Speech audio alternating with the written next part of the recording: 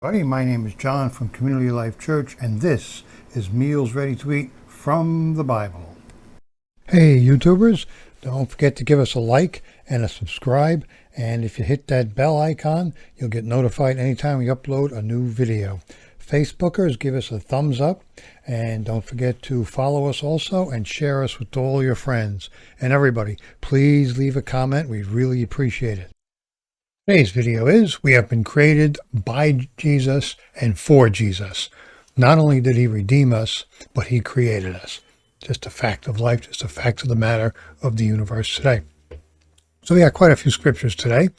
We're going to be looking at Colossians chapter 1, 15 and 17, a little bit of Genesis 1:1, a little bit of John chapter 1, verse 3, and Hebrews chapter 1, verse 10. So it's quite a bit of stuff.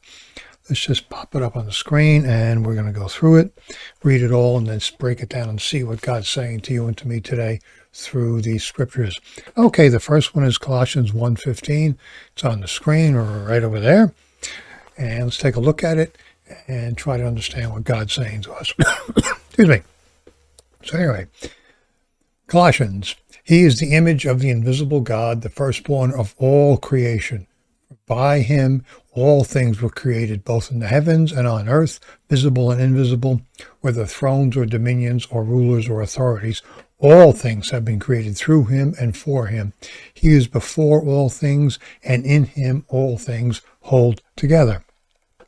Okay, this is Genesis 1:1, of course. In the beginning, God created the heavens and earth. So it was God moving. God created the heavens and the earth. This is, let's see, we're in John chapter 1, verse 3. All things came into being through him, and apart from him, not even one thing came into being that has come into being. So all things came into being and have their origin in Jesus. This is who is being talked about here. And in Hebrews 1:10, I know it's a lot of scripture, but just bear with me. And you, Lord, in the beginning laid the foundation of the earth. It's talking about Jesus again. And the heavens are the works of your hands. All those scriptures kind of point to who Jesus is and what he's doing in our lives today and in the world today. So let's break this down and see what God is saying to us today. So to start with, Jesus is called the firstborn. That might be a little confusing for us today, but what it means is that in the following verse, we see that Jesus created all things. So the firstborn created all things. It doesn't make a lot of sense to us. But Jesus is God. You know, we see in Genesis 1:1, God created all things. So if all things were created by Jesus, then he is God, and he is before all things. So then we know it's saying that Jesus is God. It's very clear that Jesus is God here.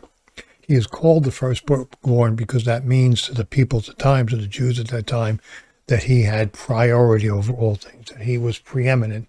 That was a phrase they used to say, oh, that guy's the firstborn. That means he's the top. He's the top dog. He's the best there can be. Kind of a figure of speech. Now, all things in this passage, the passage we're looking at, 1 Colossians 15 through 17, means all things. Not most things, not almost all things. The Bible's very clear when it uses these kind of words. He created all things, having been created through him and for him. The ultimate purpose of all things is, in fact, in Jesus. Everything that has ever been is under his control.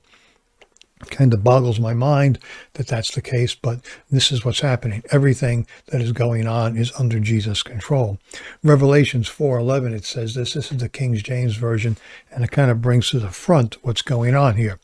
This is what it says in Revelations 4:11. Thou art worthy, O Lord, to receive glory and honor and power. They're talking about Jesus and to Jesus. For thou hast created all things, and for thy pleasure they are and were created. That's Revelations 4:11. That word pleasure is kind of an odd word for us today, but what it means is Jesus determines the purpose of our lives, and we can choose to follow and obey him or not. Now, to give you an example of what that word pleasure means, like if the president was to hire a cabinet officer, they would serve at the pleasure of the president, meaning the president would determine when they came into office, when they left, what their job was, and so on and so forth. So it just means Jesus is in control of all things in our lives. Okay, thrones, dominions, and rulers. Well, everyone that has authority over us gets it from Jesus. And, a lot of times we think, well, we're talking about the president, we're talking about the governor and all that stuff, but he's also talking about things like our bosses at work. If you have a boss at work, you may like them, you may not like them, but that authority that that person has comes from Jesus. So therefore, we should always look to be the best employee we can possibly be, to be obedient, to be a good employee, to do our job as best we can. Same goes for our marriage if we're married. Always be the best spouse, the best husband and wife you can possibly be. He is before all things. Now, before anything came into being, Jesus knew it all, and he keeps it all together. So before the words "in the beginning" were written, as in Genesis 1:1 we say, Jesus knew all that was going to happen. That's mind-boggling again and very powerful, but that's just the way it is. And I can't explain it any better than that, other than just to read the scriptures and say, this is what's going on. So Jesus put us where we are for a reason, for his reason. And if things look random and if things get hard, we all go through hard things. There's always bad things happening, difficult. We should keep in mind that Jesus is still in heaven, still ruling over our lives, still fighting for us, still doing what's best for us. This is always happening, even if there's things going on that I don't like. But the plain fact of the matter is that Jesus is still there, still ruling, still fighting for our benefit. And that is good news. We meet Sunday, 10:30 in the morning at 20 West Main Street, Catskill, New York. Come on by. I think you'll like it. If you can't make it, you can stream our service live on YouTube or Facebook. And don't forget to follow us throughout the week for devotions and times of sharing from our leaders and our staff. Once again, thanks for watching.